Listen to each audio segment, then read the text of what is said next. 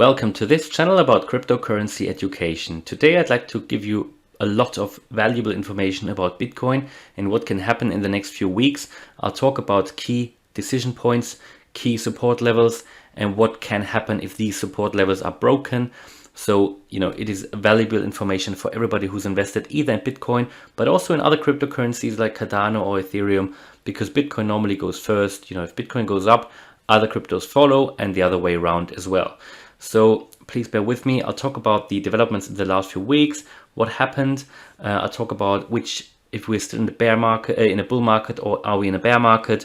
And then I'll talk about support levels as well, and what I would do if certain support levels are broken. So let's come to the topic now. Before I actually start, please understand that this is not financial advice. I'm not a financial advisor. This is just purely informative. And before you make any investment decisions, you should always do your own research. But let's come to the topic now. So as you know, the Bitcoin price is still very volatile. But if we zoom out, we are still far ahead and higher than we were last year. And it's always important to understand that. And even if you, for example, bought at the all-time high, I would always recommend never buy the all-time high. But if you did, then please understand that we are still far ahead and higher than last year. And I'll also come to why I don't see that as a problem, because we should still see an all-time high this year. Now, my personal point of view, we are still in the bull run. Even though we are in a small bear market at the moment. Depending on what happens with the key support levels, we might actually go into another sort of stronger bear market, but still within a bull market. And I'll get to that in a moment. But, we need to understand first where the key support levels are. So in the past few days and weeks, the $30,000 support level has been a very important support level that has held now a couple of times. But we'll get to that also in a moment. So what actually were the key reasons for the Bitcoin dip? Well, it was, of course, the attack of the Chinese government. As we know, around 50% of the hash rate of miners was basically located in China until last week. But they pulled the plug for the miners, which is, first of all, negative, or the market understood it as negative in the first place, but it also has positive sides. Well, in the first place, as I said, it was negative, and you could see that in the market at the price. But now many miners are actually taking their equipment and they go to other countries where they're actually welcomed, such as, for example, Iceland, but also in Texas. They passed a bill in favor for crypto mining and cryptocurrencies, but also El Salvador. They're obviously now very happy. In El Salvador, the Bitcoin will become legal tender on the 7th of September, and they have a plan to actually do mining with volcano activity, geothermal energy they're using. And I believe, miners will go there potentially, and that will actually help that country. Now, the hash rate has dropped, but every 10 minutes so far, still a new block is added. That might now take a little bit longer, but we are still at the hash rate of last year. And also the great thing of the Bitcoin platform or blockchain is that now the difficulty level gets adapted. So it might again be a bit faster actually. And again, really good news actually, because one of the argument was of many people who were against Bitcoin or are against Bitcoin or speak out against Bitcoin, that the mining was so much centered in China, but now it isn't anymore. So that is one more argument that the people who are actually speaking out against Bitcoin cannot use anymore. Also, one argument of the Chinese government was that Bitcoin is dangerous for the financial system. It's a risk for financial stability. But of course, anybody who hasn't yet understood that actually was the whole reason of setting Bitcoin up, I don't know where these people were in the last few years, because this is the whole intention and the revolutionary idea of the Bitcoin blockchain. The goal is to get rid of the corrupt and unfair financial system. That's the whole point of it. Now, on the other hand, now the Chinese government, obviously they have acted against a free and decentralized and democratic system. So in some way they need to put an argument forward for that, and they need to say why they did it. But let's have a look at the key support levels. So as I said, ideally the Bitcoin should not drop below 30,000. What we need to understand is that on Wednesday this week, it is the end of the month and also the end of the quarter, which might actually lead to a small sell-off. Ideally, we want to stay above the 30,000, obviously, but even better would be above the 32,000. Even better would be above the 36,000 if we can claim that back.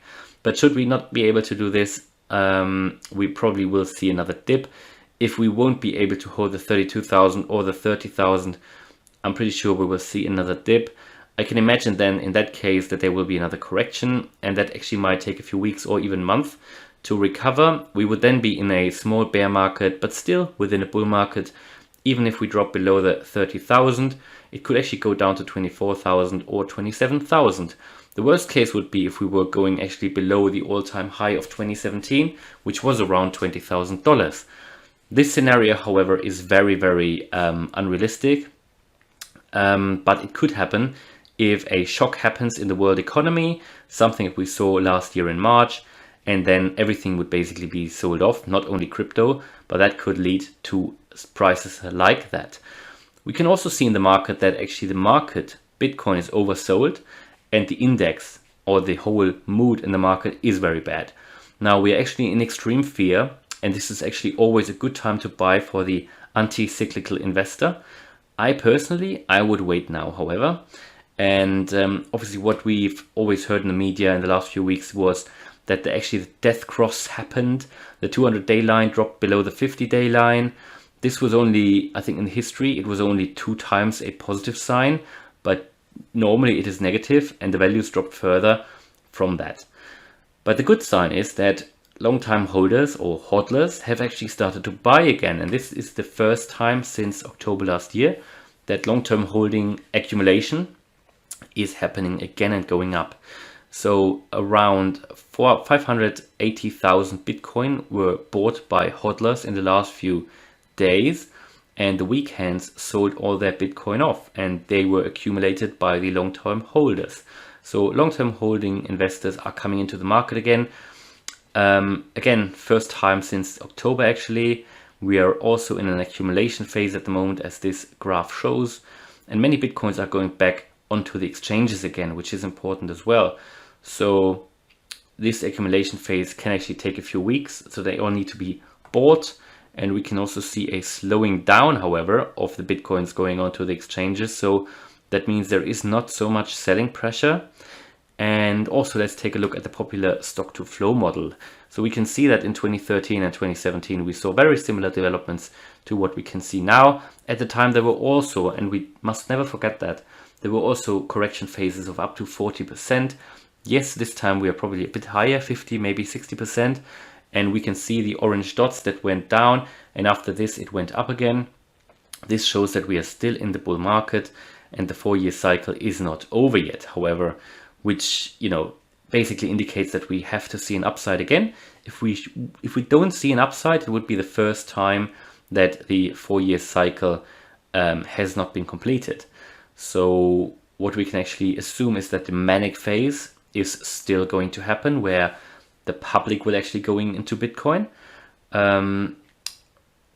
Also, what we cannot or must not forget is that El Salvador will actually make Bitcoin legal tender on the 7th of September, where every person actually receives $30 as gift in Bitcoin. Also, Paraguay are working to implement Bitcoin as well. Yes, of course, there are many institutions against this, also the World Bank and the IMF, the International Monetary Fund. Of course, they don't want Bitcoin to be adopted, because otherwise they would all lose their job and would not have, or would actually have to do proper work. But yeah, you know, we can see that the narrative is changing constantly as well. You know, in the past it was like, you know, in the beginning it was only the nerds and the geeks using it. Then it was the some people of the public, of the general public. Then it was small companies, then larger companies. Now it's small countries. What's next? Maybe larger countries like Brazil, maybe. So whatever happens, Bitcoin's just carrying on. MicroStrategy, they now own 105,000 Bitcoin, which is basically 0.5 of all Bitcoins that will ever exist. And also very excited about the fact that Jack Dorsey and Elon Musk will actually talk about Bitcoin in front of the public on the 21st of July. So what to do now? Personally, my own view is that I am a long-term holder anyway, so I hold for at least 4 to 5 years. Currently I don't do anything. I will wait just to see what's happening, just to see if those important marks of 30,000, 32,000 will hold. Maybe if we go above 42,000 or 36,000, that will be another way. Short term, you need to understand that the price can still be very volatile. The thing is, I personally would wait to see if the 30,000 hold.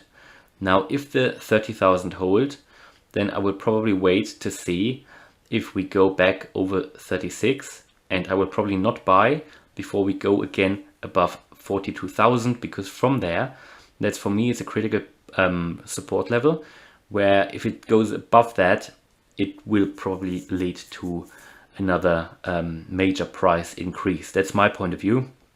Now, if we go below 30,000, then we could drop to 24,000, 25,000, 26,000. I don't think that will happen, but it could. And if we go down to that level, I'll probably buy as well. But not at the moment. I will wait. Now, it could be that you buy every month, just at a certain date in the month, which is then fine as well. There's some people do that. And then you're probably not bothered about the price, which is a good position to be in as well. What's important to note is, though, that it's always been the case that if you bought Bitcoin and you held it for at least 4 years, you were always in the plus, you were always in the green.